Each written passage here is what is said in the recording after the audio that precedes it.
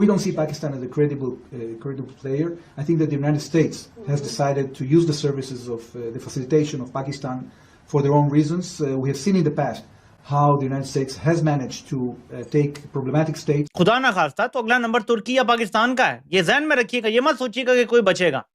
चिराग सबके बुझेंगे, हवा किसी की नहीं, कोई एटमी कुव्वत किसी को बचा नहीं सकेगी। ये मैं आपको बता रहा हूँ। तो सवाल ये पैदा होता है कि जब आपको पता है सर के इस वक्त हालात चल रहे हैं, ऐसे हालात चल रहे हैं कि इन हालात के अंदर एक माहौल बना हुआ है यार, टॉक्स का, डायलॉग का, चीजें चल रही हैं, मुस्तकबिल में देख रहे हैं, सारा कुछ हो रहा है।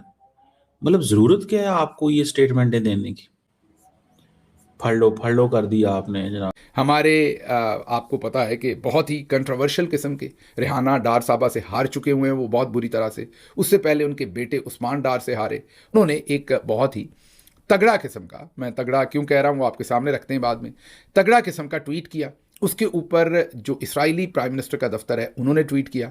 सभी दुनिया हैरान है कि ऐन उस वक्त जब मुज़ाकरात हो रहे हैं तो ये ख्वाजा आसिफ साहब ने क्या किया। जब ये आर्मी कुव्वतें फैसला करेंगे, और पाकिस्तान में तो बहुत आसान है, एक जर्नैल के बच्चों को अमेरिका की नेशनैलिटी का वादा करके ना न्यूक्लियर कोड भी ले लेंगे। ये हमारे वजीर आजम ने नालायकी दिखाई है, और वैसे भी डोनाल्ड ट्रंप को नालायक लोग पसंद हैं। मैंने ये किया, इसके बाद जो रोला पड़ा पाकिस्तान में कि पता नहीं मैं गद्दार हूं, मैं चाह रहा हूं पाकिस्तान जंग में उतर जाए, पाकिस्तान सऊदीया से लड़े या पाकिस्तान ईरान से लड़े, मैंने तो ऐसी बात कही नहीं की। पाकिस्तान में तो बहुत आसान है गद्दारी करवाना। मसला ये है ना कि वो जो नैरेटिव घर में बना हुआ है पाकिस्तान के खिलाफ, वो उसको झटका, उस झटके का क्या करना है? अजय साहब को इस चीज का पता होना चाहिए कि things don't go this way. ये नैरेटिव बनाते रहना सारा टाइम, इस टाइम ये मौका सूट ही नहीं करता। नमस्कार दोस्तों, जय हिंद। पाकिस्तान के बड़बोले रक्षा मंत्री ने अपने पैरों पर ही कुल्हाड़ी मार ली है और इस्लामाबाद में होने वाले मीटिंग से पहले बहुत बड़ा ब्लंडर कर दिया है, जिसके बाद खुद पाकिस्तानी उनको लताड़ रहे हैं। दरअसल पाकिस्तान में होने वाली इस्लामाबाद वार्ता से पहले इजराइल के खिलाफ विवादित टिप्पणी करना पाकिस्तान के रक्षा मंत्री ख्वाजा हाफिज को भारी पड़ गया है। इजरायली प्रधानमंत्री बेंजामिन नेतन्याहू के कार्यालय से मिली कड़ी फटकार के बाद पाकिस्तानी रक्षा मंत्री ख्वाजा हाफिज को अपने एक्स हैंडल से इजरायली विरोधी पोस्ट डिलीट करना पड़ गया। इस घटना को पाकिस्तान के कूटनीतिक सरेंडर के तौर पर देखा जा रहा है। रक्षा मंत्री ख्वाजा हाफिज ने अपने एक पोस्ट में इजराइल को मानवता के लिए अभिशाप बताया था। इस बयान पर इजराइल ने बेहद आक्रामक रूप अपनाते हुए पाकिस्तान को जवाब दिया था। बेंजामिन नेतन्याहू के कार्यालय ने इस टिप्पणी को अपमानजनक करार देते हुए कहा है कि ऐसी भाषा बर्दाश्त नहीं की जा सकती, खासकर उस देश की ओर से जो अपने आप को मीडिएटर बोल रहा है। इजराइल की तरफ से जवाब आते ही पाक रक्षा मंत्री ने अपना पोस्ट डिलीट कर दिया। इजराइल की जो पोजीशन है वो ये है, आज मैं देख रहा था जी पाकिस्तान के जो फॉरेन मिनिस्टर है वो कहते हैं जी हमारे बड़े दो किस्म के दुश्मन है। ठीक है जी, हमारे दो ही दुश्मन है। एक दुश्मन जो है वो हमारा इंडिया है और दूसरा इजराइल है। तो ये जो सिचुएशन है, और दोनों ही सारी बात है, they are very close with the United States. ये चीजें जो हैं वो बताती हैं कि क्या पाकिस्तान की डायरेक्शन है। अब ये सुनिए ये एम्बेसडर साहब को इंडिया के अंदर क्या कहते हैं, और इंडियन जान जान के इनके आगे पूछते हैं सवाल कि आप पाकिस्तान पे एतबार करते हैं कि नहीं करते। सुनिएगा। In the conflict, also China, Pakistan, I'm asking because it doesn't have relationship with Israel, diplomatic relationship. Do you even see Pakistan as a credible mediator, a country which is hostile? We don't see Pakistan as a credible player. I think that the United States has decided to use the services of the facilitation of Pakistan for their own reasons. We have seen in the past how the United States has managed to take problematic states like Qatar and Turkey and use them for the benefit of achieving an agreement with Hamas.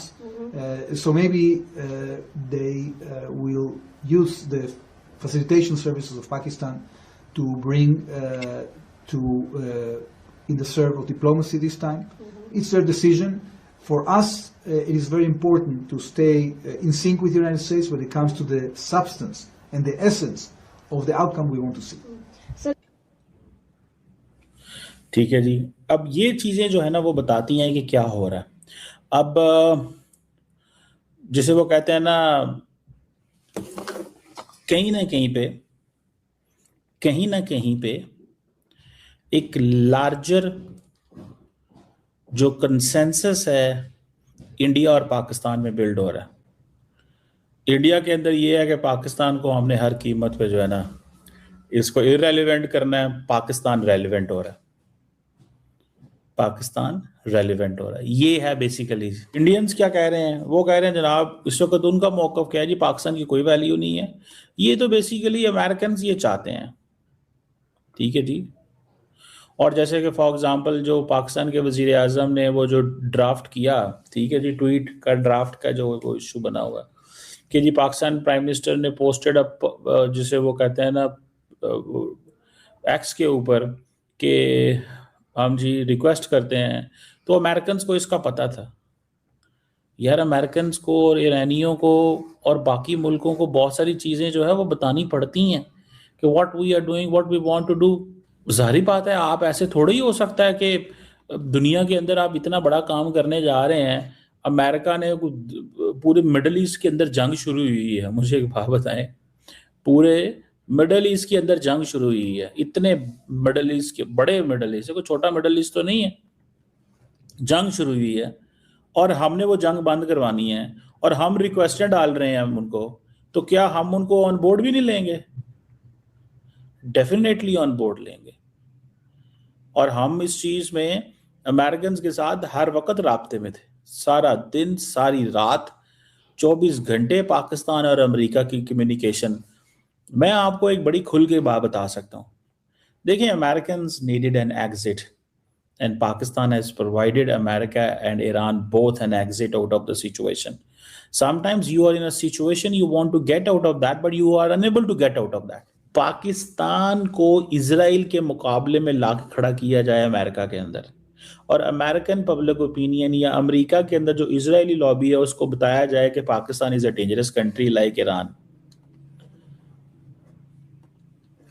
ये Indians do not know, our friends in Delhi do not know the nature of the relationship of the Pakistan and the United States in depth. आपने कभी नहीं देखा होगा कि पाकिस्तान और Israel की leadership ने डायरेक्ट दे हैव, वो जैसे कहते हैं ना, एक दूसरे के ऊपर वर्बल असॉल्ट ही किया। तगड़ा किस्म का ट्वीट किया। उसके ऊपर जो इस्राएली प्राइम मिनिस्टर का दफ्तर है उन्होंने ट्वीट किया। सभी दुनिया हैरान है कि ऐन उस वक्त जब मुज़ाकरात हो रहे हैं तो ये ख्वाजा आसिफ साहब ने क्या किया। पहले उनका ट्वीट आपके सामने, उसका तर्जुमा रख दें। वो कहते हैं कि इसराइल इंसानियत के लिए एक लानत और बुराई है, जबकि इस्लामाबाद में अमन मुज़ाकरात जारी हैं। लेबनान में नस्ल कशी की जा रही है, मासूम शहरी इसराइल के हाथों मारे जा रहे हैं। पहले गज़ा, फिर ईरान और अब लेबनान। खून रेजी बग़ैर किसी रुकावट के जारी है। मैं दुआ करता हूँ कि फ़लस्तीनी ज़मीन पर यूरोपी यहूदियों को हटाने के लिए इस सरतान ज़दा रियासत को बनाने वाले लोग जहन्नम में जलकर मर जाएं। ये ख्वाजा आसिफ साहब ने रात गए ट्वीट किया। आपको याद है, मैं अक्सर अपने व्लॉग में कहता रहता हूँ कि वो शरबत ज़्यादा पीते हैं, रात को पी लेते हैं शायद, और उसके बाद वो ट्वीट्स करते हैं। अच्छा, खैर, इस ट्वीट पर तो मुझे पता है कि आप में से भी बहुत सारे लोग इसको इंडोर्स कर रहे होंगे।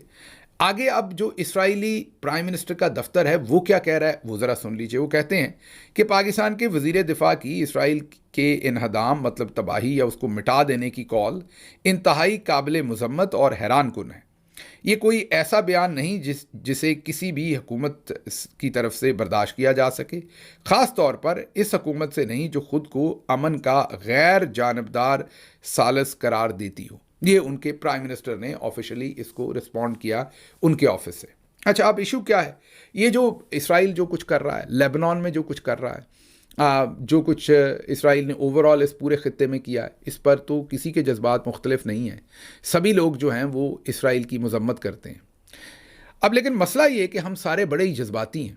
हम कॉल और फेल के तजाद में एक एक्टिंग है और एक रियलिटी है। ख्वाजा आसिफ उस रजीम का हिस्सा हैं जिन्होंने बार बार लोगों को फ़लस्तीन के बारे में आवाज़ उठाने पर पाकिस्तान में गिरफ्तार किया कि जैसे ही इस बंदे ने सुबह सो के उठना है तो इसी की रजीम ने लोगों को फ़लस्तीन का नाम लेने से जो है वो पकड़ कर जेलों में डालना है।